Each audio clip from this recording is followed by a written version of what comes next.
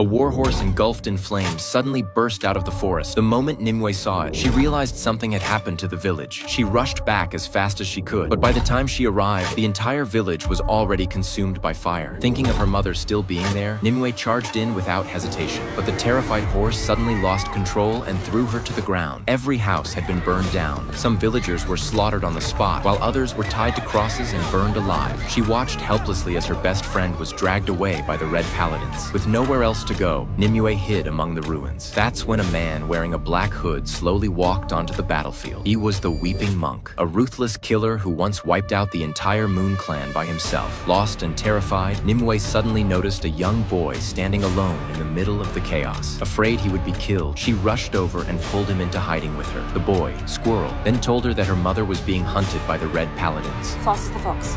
Fast the fox.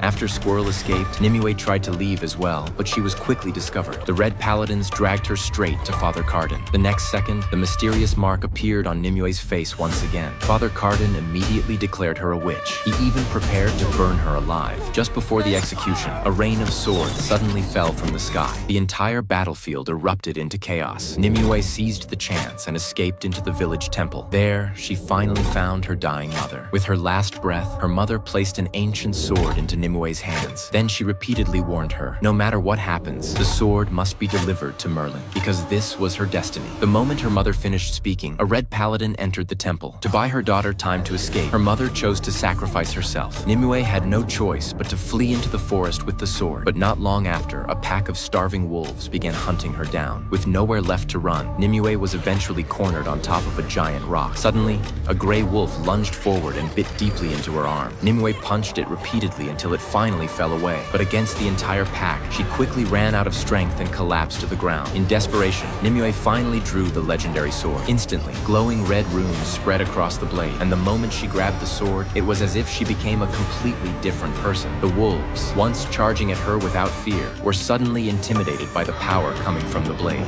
Fight, Nimue!